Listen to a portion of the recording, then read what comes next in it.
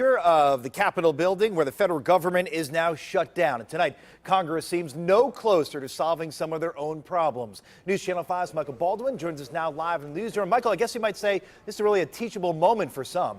It truly was, Chris. This is the last time the government was shut down was in 1996, and it lasted for 3 weeks. Will this one last that long?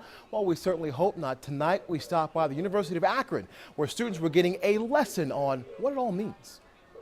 The boys and girls in Washington can't seem to get it together when it comes to this government shutdown business.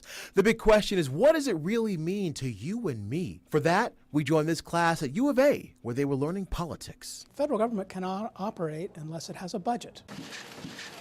You and I know the government's got plenty of money. So we asked John Green, director of U of A's Bliss Institute, what he meant by that. That means that discretionary spending, the spending that the Congress has control over, has to cease. So the folks in the classroom were learning who gets affected. Well, the average person will start to know this very, very slowly. So for the first several days, probably a lot of people won't notice it. Those who visit national parks will notice the government shut down because the parks will be closed. If you know someone who works for the government, they could be among the 800,000 that have been laid off as of today.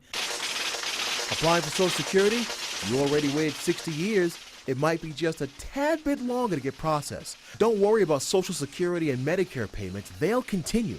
But here's an interesting wrinkle. The people who actually process those checks and who help people with problems with those programs and enroll people for Social Security, they'll be furloughed. If you made it this far, then you probably have some interest in the government shutdown. And soon, your friends may follow.